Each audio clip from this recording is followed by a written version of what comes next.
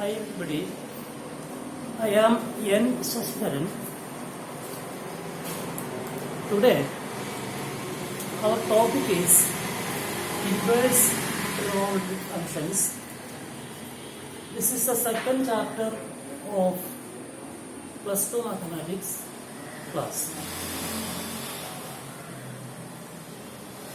Before going into the details of inverse trigonometric functions, let me introduce some basic aspects of inverse of a function. Suppose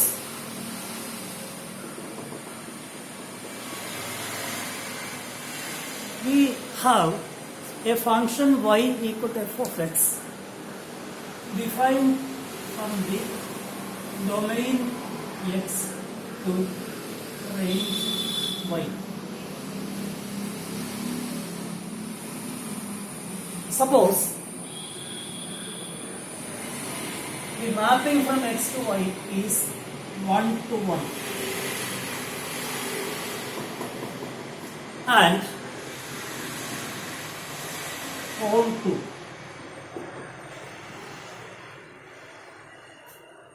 Such functions are known as bijective functions. Bijective functions. It simply means the following, that is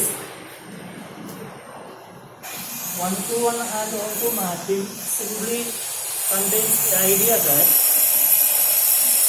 for a given value of y there is a unique value for x.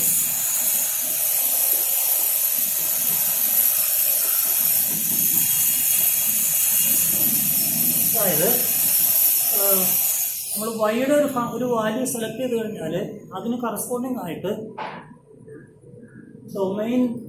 ഡൊമൈനിൽ എക്സിൻ്റെ ഒരേ ഒരു value മാത്രമേ ഉണ്ടാകാൻ പാടുള്ളൂ. And I will illustrate the situation with some examples later. So that is the meaning of saying that the function is bijective.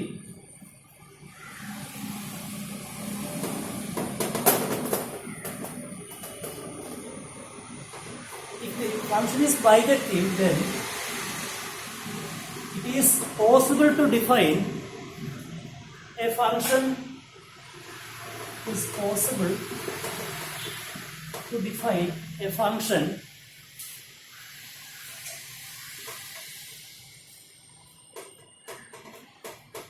f inverse y.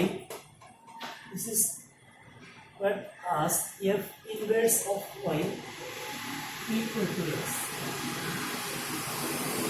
That is,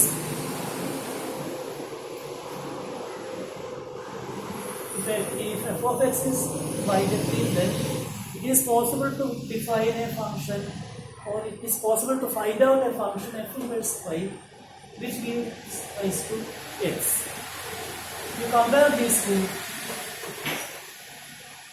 The first one gives y given the value of x, and the second one does the reverse of this process. That is, the second formula gives us the value of x corresponding to the value of y. This is the idea behind inverse of functions.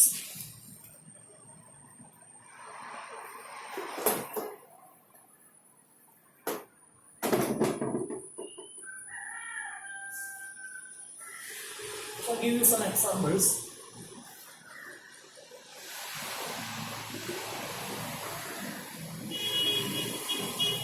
Consider this simple function y is equal to ax plus b. So given x, we can calculate y. Then what is the reverse calculation? That is, how can you obtain x in terms of y? From this equation we can simply say that x is equal to y minus b divided by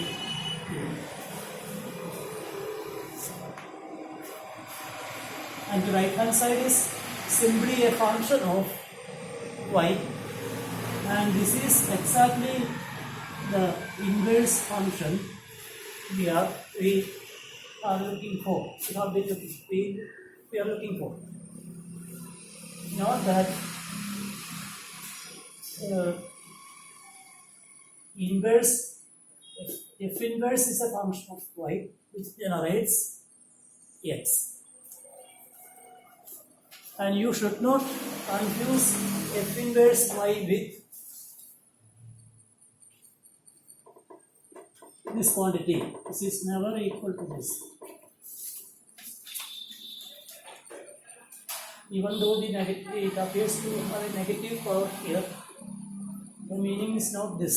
It is a symbol of inverting the given function y. Okay. Then another example is this: y is equal to log of x to the base e.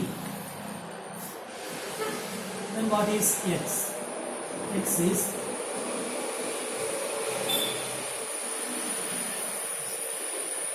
let us try to find the inverse of this function.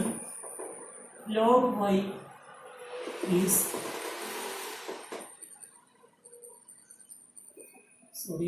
the function is y equal to log e raised to x. Y log e raised to x. Then log y is equal to x times log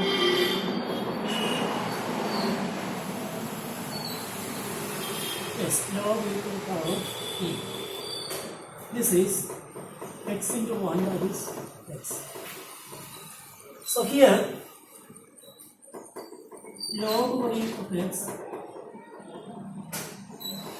and the inverse function is simply log y t. It is log of y to this.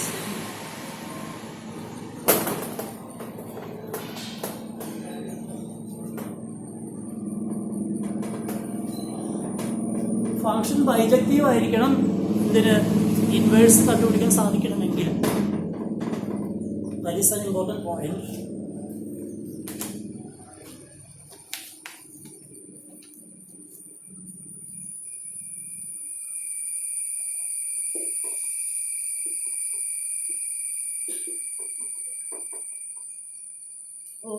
Given the graph of a function, how to determine whether it is invertible or not?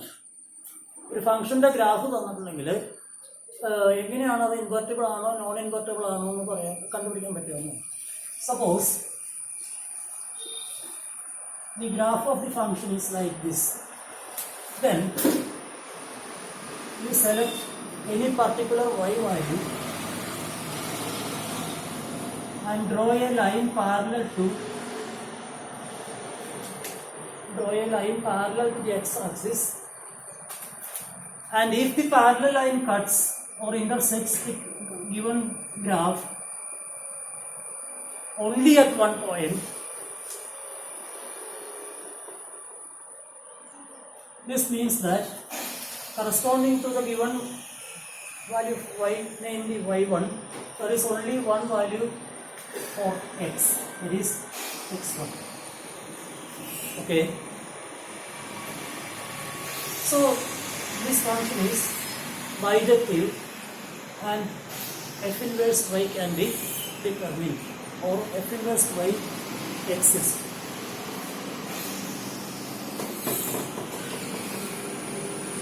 If on the other hand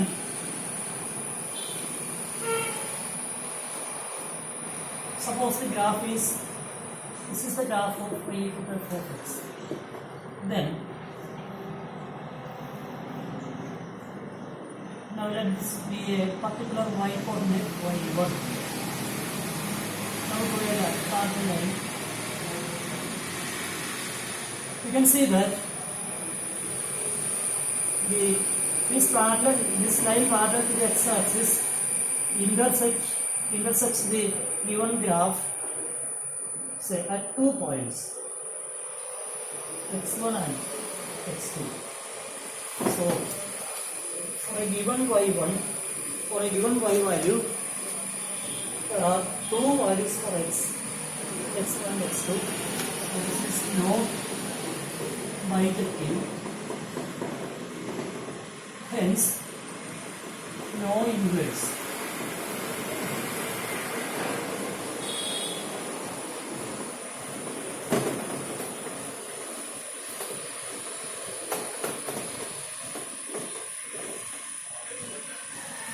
Next point to be noted is that by restricting the domain of a function that is not invertible, we can make it invertible. അതായത് ഒരു function invertible അല്ലെങ്കിൽ അതിൻ്റെ ഡൊമൈനിനെ നമ്മൾ restrict ചെയ്ത് കഴിഞ്ഞാൽ അതിനെ invert ചെയ്യാനായിട്ട് സാധിക്കും. For example, consider this function.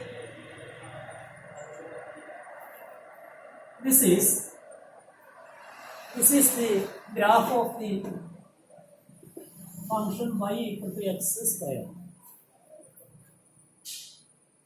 and it is defined between minus infinity and plus infinity. The domain is minus infinity to plus infinity. And if you draw the horizontal line, you can see that for every y there are two possible x values. So if this is the domain, the function is not invertible. Now assume that the domain of the function is modified to be from 0 to infinity. So the graph of the modified function does have only the branch in this first quadrant,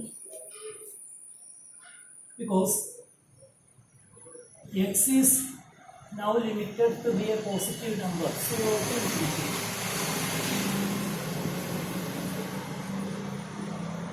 Now choose y1, and correspondingly there is only a value, only a unique value x1 for this. So this is invertible.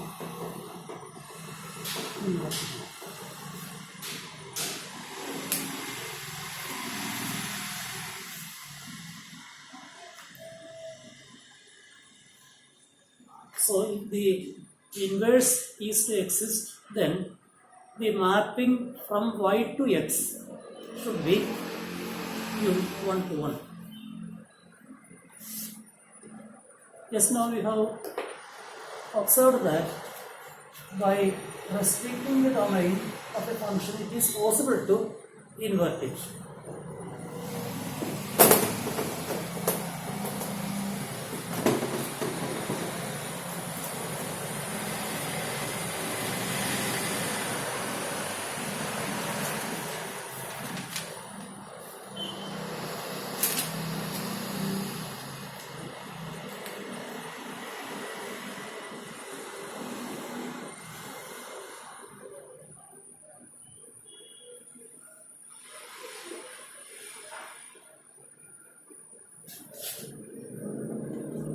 Now I will tell you another relevant idea here. That is, if you are given the graph of a function, of an invertible function, y equal to f of x. If you are given the graph of a function, then the graph of its inverse can be obtained by the following simple rule. So this graph is given, and you are asked to draw the graph of f inverse of y. So even without calculating the inverse of this function, it is possible to draw this graph. How? Suppose we are aligning, or we align a plane mirror along the line y equal to x. Suppose that this is a plane mirror. This is a plane mirror. Aligned along this particular line y equal to x. y equal to x means this is 45 degree. This is also 45 degree. Slope of 1. Slope of this line is 1. Now if a mirror is placed here, then by looking from this side, you can see the image of this graph, original graph in the mirror.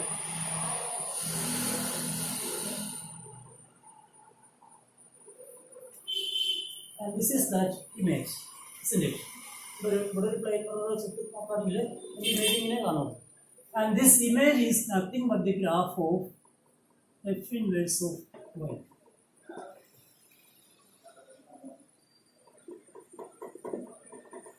Mirror.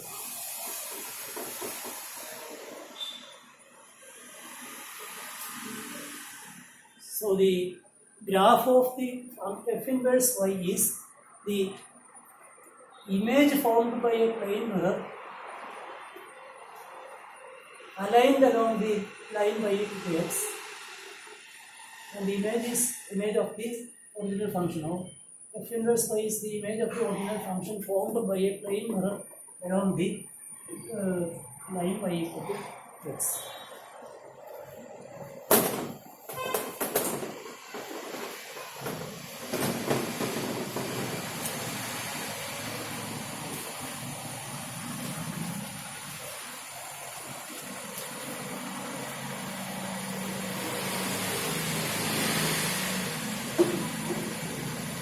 Next point to be considered is swapping of domain and range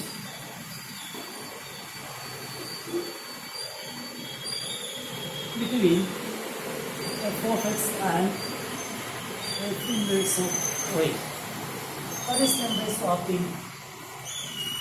Simply means that the domain of f inverse y is the range of f of x, and range of f inverse y is the domain of f of x. The domain of range പരസ്പരം മാറി വരുന്നു. ഇതിൽ f of x ലും f inverse of y.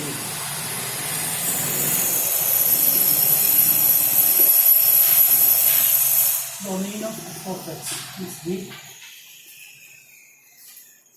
range of f inverse y, range of f of x is the domain of f inverse y.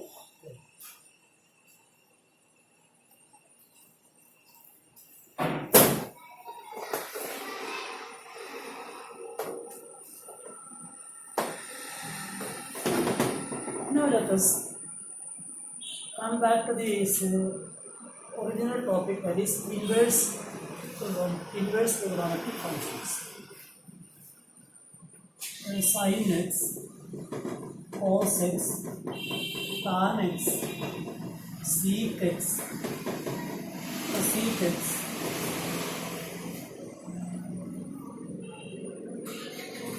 cot x,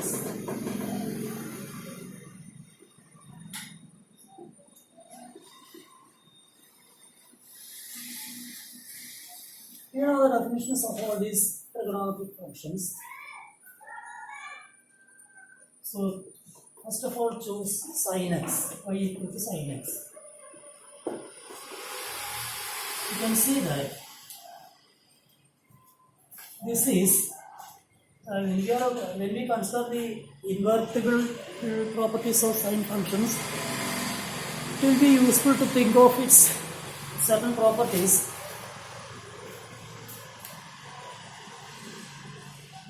The first property, the first thing that we have to do is to check whether y equal to sin of x is bijective.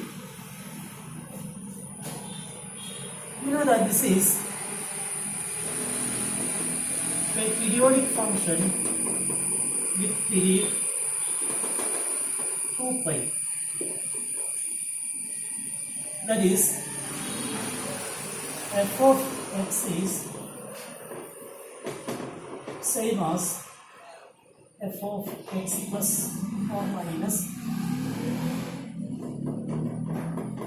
n times 2 pi, where n is an integer.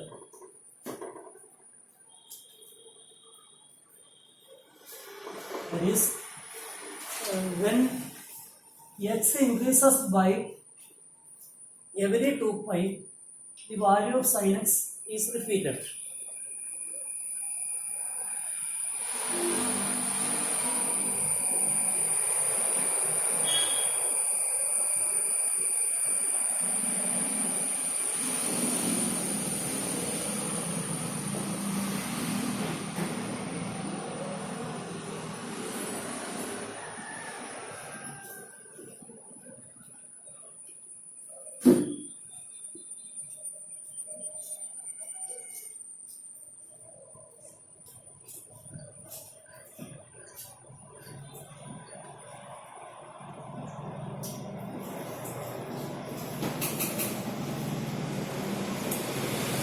See, when x equals 0, we have sin 0 equals 0, and when x is 2 pi, also the same value is repeated. When x is 4 pi, again the value of the sin function is 0. So we say that this is periodic with function. Now what about the range?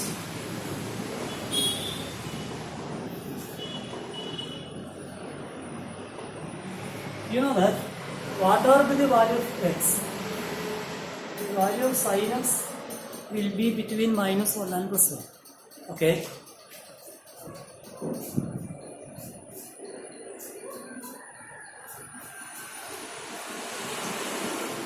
Now check whether it is bijective or not.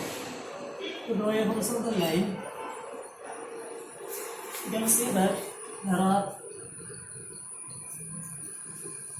innumerable x values corresponding to a given y value, isn't it? So these are all the x values corresponding to this particular y value. So this function is not bijective.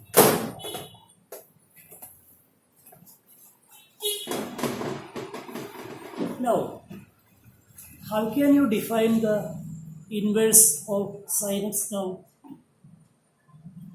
Now you must consider the aspect that it is possible to invert a function, invert a non-bijective function by restricting the domain.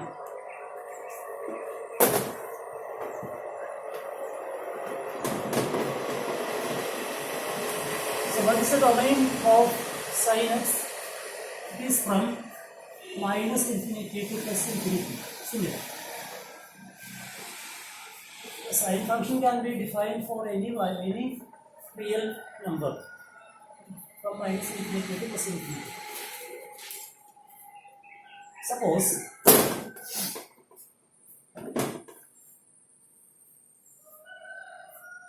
we try to restrict the domain as follows.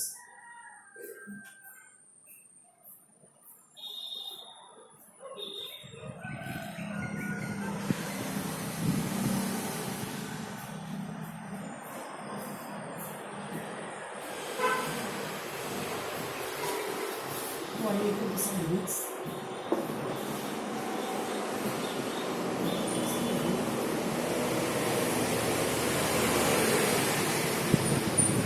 X equals 0.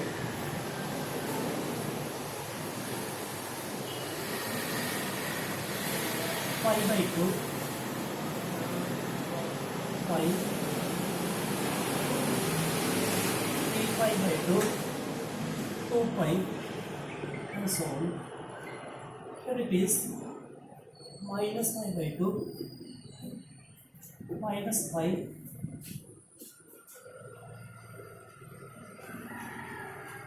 minus 3 pi by 2 then minus 2 pi.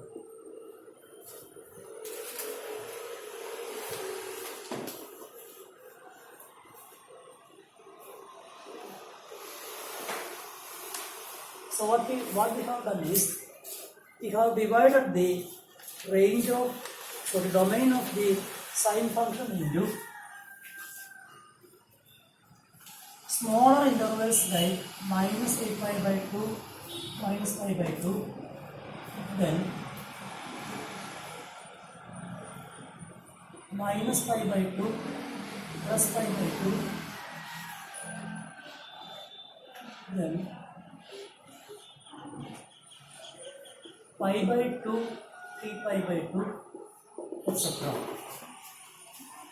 See what happens to the function in all these segments of the domain.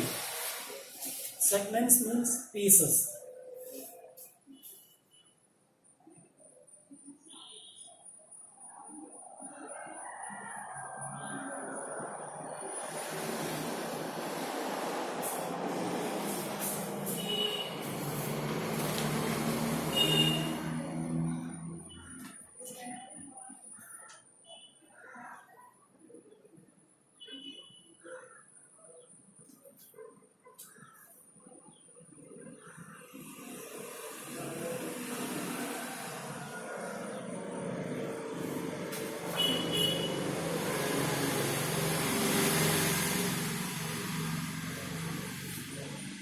Let us examine the behavior of the function within this interval, within this segment, that is from minus pi by 2 to plus pi by 2. Within this interval, how does the sine function vary?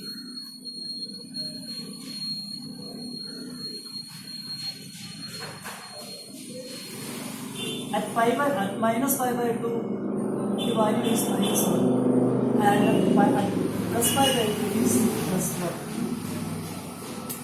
So, when x varies from minus pi by 2 to plus pi by 2, this is the part of the curve that we obtain.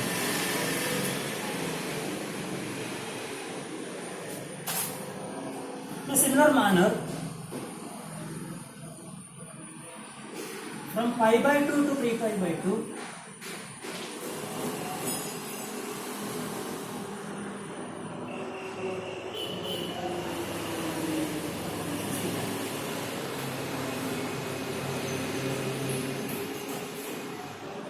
here you can see that, you can note that within each of these segments, domain segments, the function is bijective.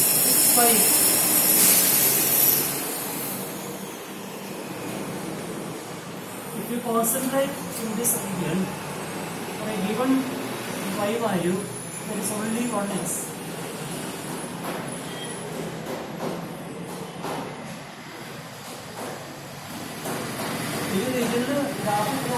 This is the graph. For a given y, there is only one x intercept.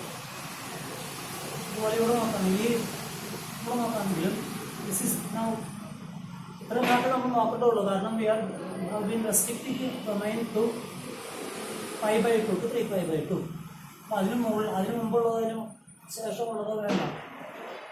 So within each of these domain segments, the function is bijective.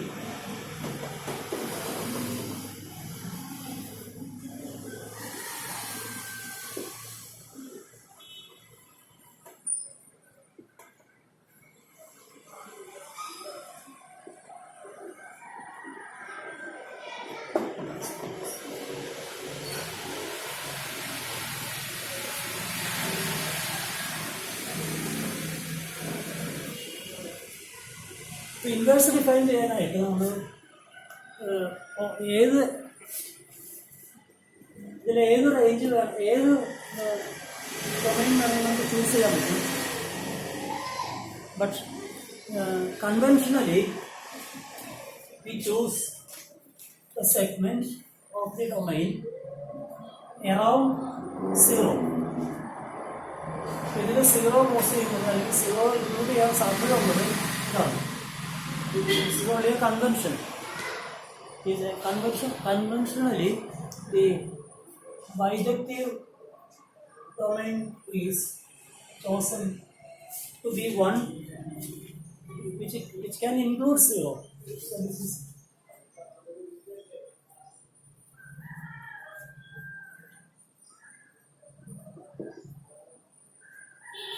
and this is known as the principal domain.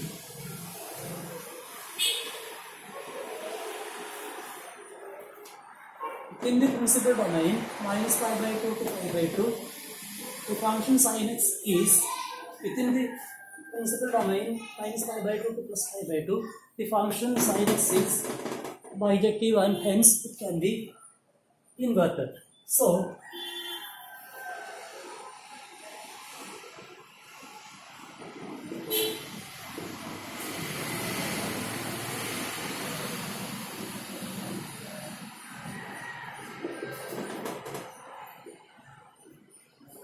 the inverse of the sine function is defined as follows.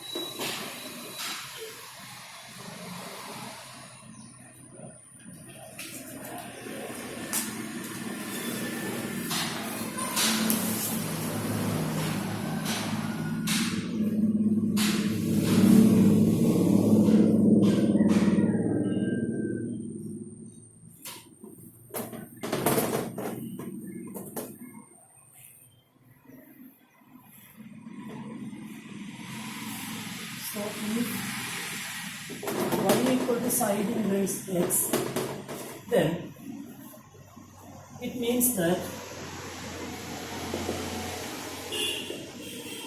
x equal to sine y. The domain of this function is from -1 to 1 and range is from minus pi by 2 to pi by 2. I did the range here the domain and range are swapped between these two functions.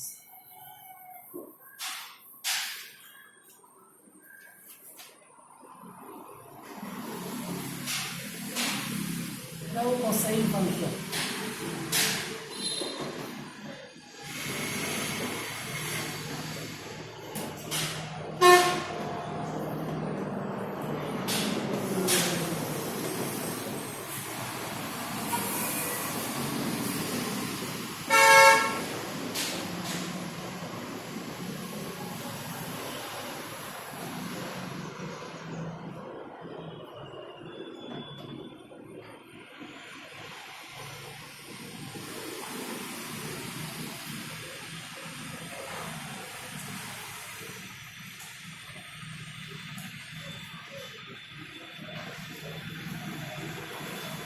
In the case of the sine function,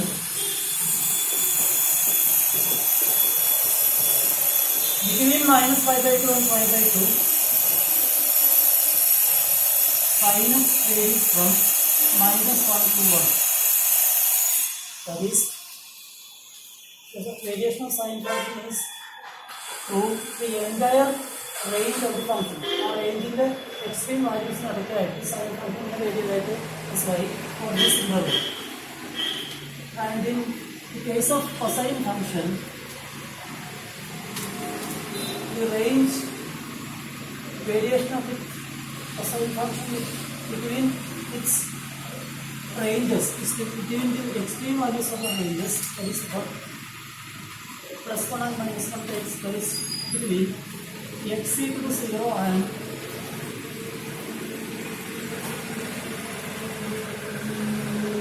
x equal to y.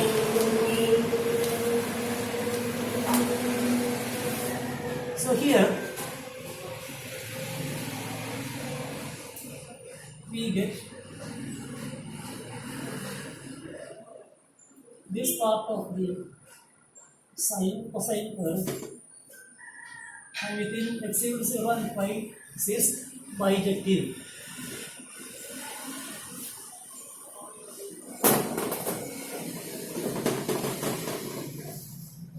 Now the inverse of cos x is defined accordingly.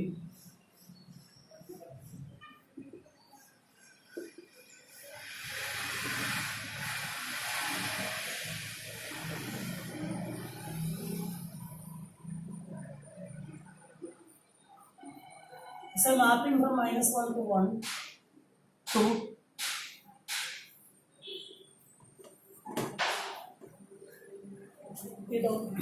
the set 0 to 5. And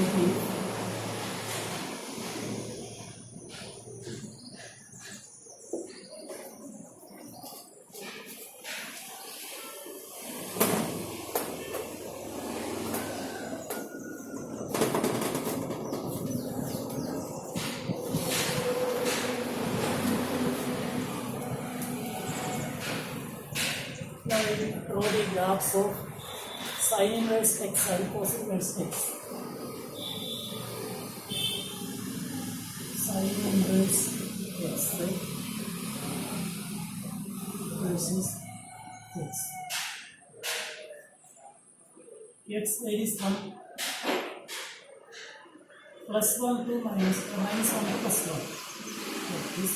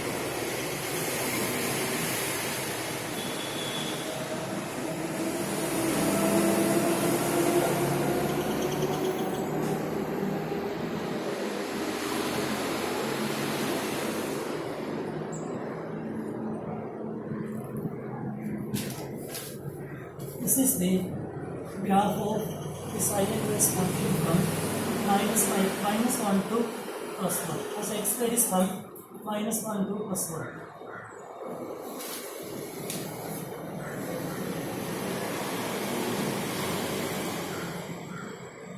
and the path of the graph between x equal to -1 and x equal to +1, this is known as the principal branch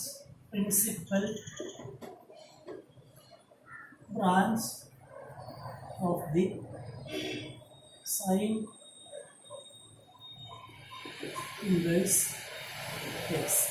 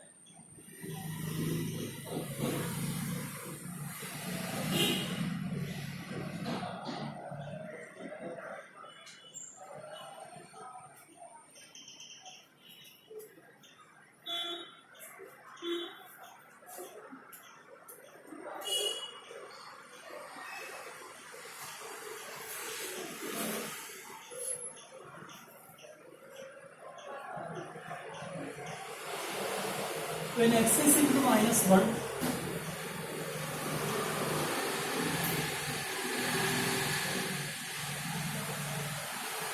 phi has to be phi.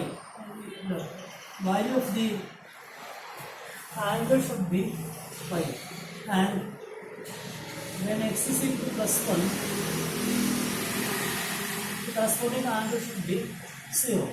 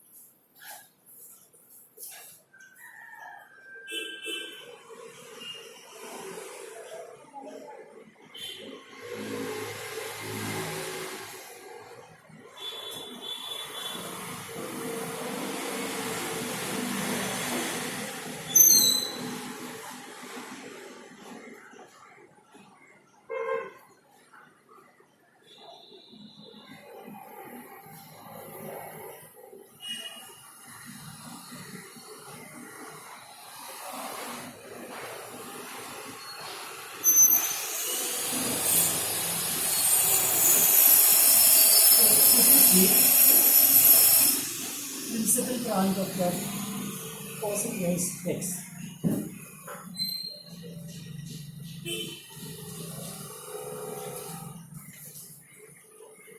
So let us stop the class now. We will continue in the next class.